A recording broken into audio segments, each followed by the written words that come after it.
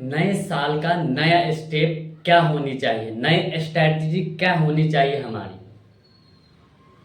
नए साल का नया कदम, एक कदम सफलता की ओर।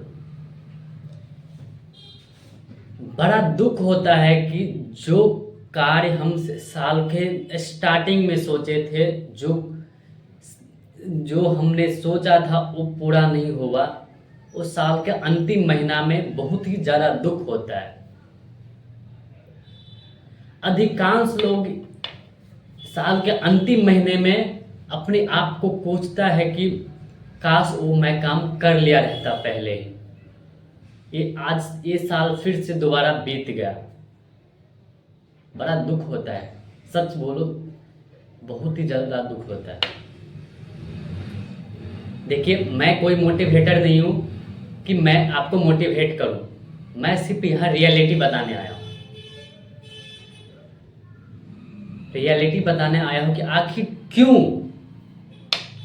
क्यों जो हम सोचे थे साल के शुरुआती दिन में, वो बात सोचकर हमें दुख हो रहा है। आखिर क्यों? इसका कारण क्या है? कभी सोचे हैं? इसका कारण है प्रोक्रेस्टिनेशन का प्रवृत्ति। प्रोक्रेस्टिनेशन का प्रवृत्ति हमारे अंदर बहुत ही ज़्यादा मात्रा में डेवलप हो गया है। टाल मटोल की प्रवृत्ति। इसीलिए हम अपने गोल को अचीव नहीं कर पाते। हम सिर्फ सोचे थे मुझे ये काम करना है,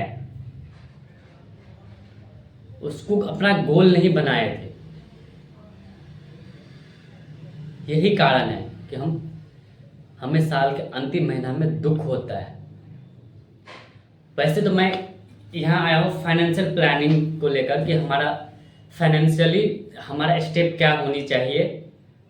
नए साल का नया शुरुआती महीने में हम अपने फाइनेंशियल प्लानिंग को किस तरह से डिज़ाइन करें।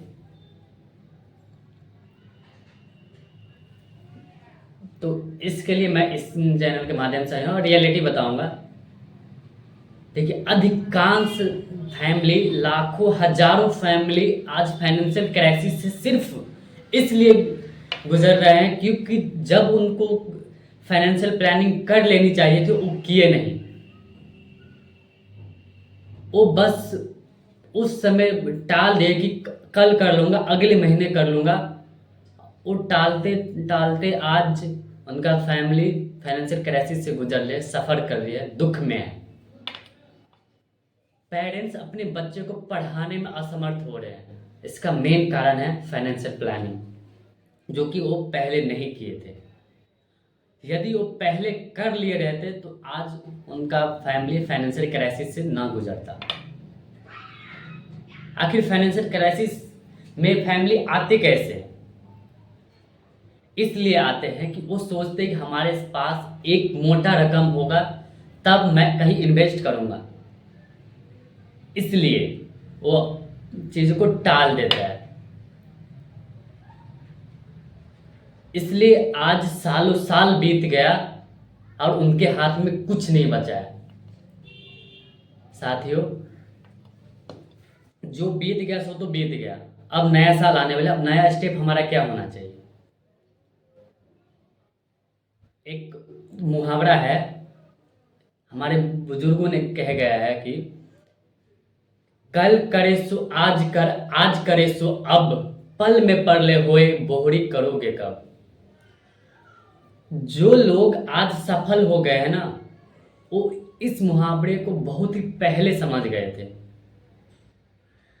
उनको बहुत पहले समझ में आ गया था, भाई अगर हमें अमीर बनना है तो प्रोक्रेस्टिनेशन की प्रवृत्ति को छोड़ना होगा, मेहनत करनी होगी, अपने आप को गोल के अंदर कैद करना होगा, गोल सेट करना पड़ेगा। इसलिए आज वो सफल हो गए। आज उनके फैमिली खुशहाल जिंदगी जी रही है।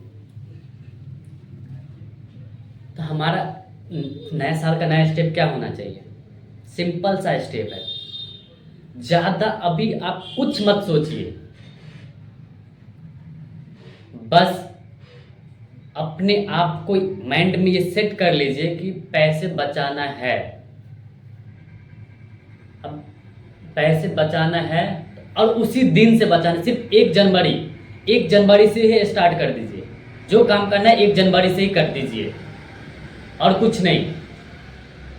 जो पार्टी करता है उनको पार्टी करने दीजिए। यदि आपको अमीर बनना है तो आपको पैसा बचाना पड़ेगा। पैसों को उड़ाइए मत, पैसे को बचाना सीखिए। उसी दिन किसी भी फंड में, बैंक का एफडी हो, एलआईसी हो, या फिर आपके पास आपका इनकम अच्छा खासा है तो आप पैसे को डाइवर्सिफाई कर दीजिए। शेयर मार्केट, एलआईसी, हर जगह इन्वेस्ट कर दीजिए और नए प्लानिंग के साथ चलिए, तभी आप आगे सक्सेस हो पाएंगे। नहीं तो औरों के तरह जो आज दुखी में है कि ये कह रहे हैं कि इस काश मैं काम पहले ही कर लिया रहता, पहले ही पैसे को बचा लिए रहते। पैसा सिर्फ एक ही भाषा समझता है, ध्यान से समझिएगा।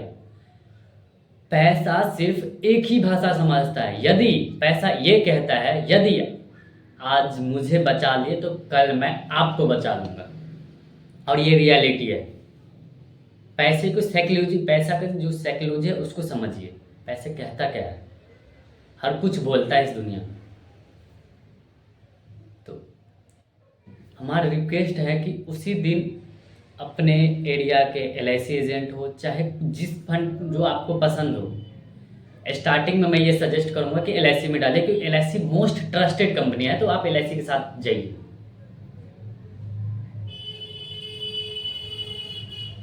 मेन ये है कि पैसे को बचाना है, किसी भी हाल में, हर हाल में बचाना है। यदि आप आज पैसे को बचाना नहीं सीखे तो कल आप बर्बाद हो जाइएगा। बड़ा दुख होता है जब मैं ये देखता हूँ कि किसी फैमिली का बच्चा सिर्फ इसलिए नहीं पढ़ पा रहे हैं क्योंकि उनके पास पैसा नहीं है। पैसा किस लिए नहीं है? क्योंकि उनके पेरेंट्स पैसे को बचाना नहीं सीखे थे। इसलिए आज वो जो पेरेंट्स हो, पापा मम्मी जो भी हो, मोस्टली तो पापा ही कमाते हैं, तो उनको ये दुख होता रहता है कि काश मैं पैसे बचा लिए रहते तो आज हमारा बच्चा अच्छा स्कूल में, अच्छा कॉलेज में पढ़ता। तो आप अपने साथ ऐसे मत होने दीजिए।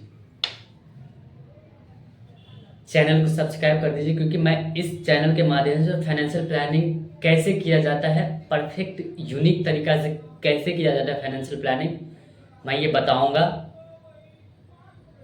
ऐसा नहीं कि मैं एक ही देखिए, मैं औरों की तरह बातों को ओवरलैप नहीं करूंगा। मैं जिस कैटेगरी के लिए जिस हिसाब से फाइनेंशियल प्लानिंग होना चाहिए उसी हिसाब से बताऊंगा।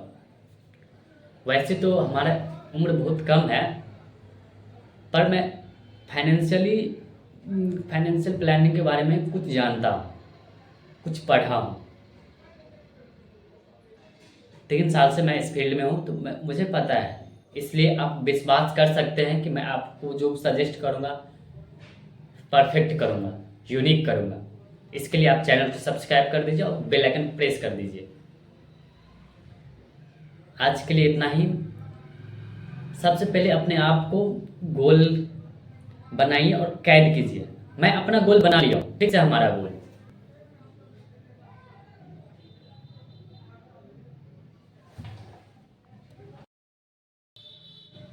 गोल फिक्स हो गया है। हमें जो करना है अभी से मैं डिसाइड कर लिया हूँ, और 1 जनवरी से हमारा स्टार्ट भी हो जाएगा। मैं पोस्ट कर दूंगा कि हमारा गोल क्या है,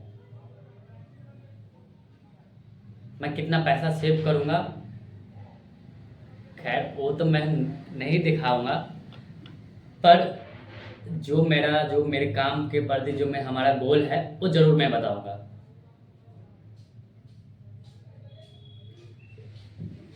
तो अपने आप को सिक्योर कीजिए, अपने फैमिली को सिक्योर कीजिए। धन्यवाद। राधे राधे।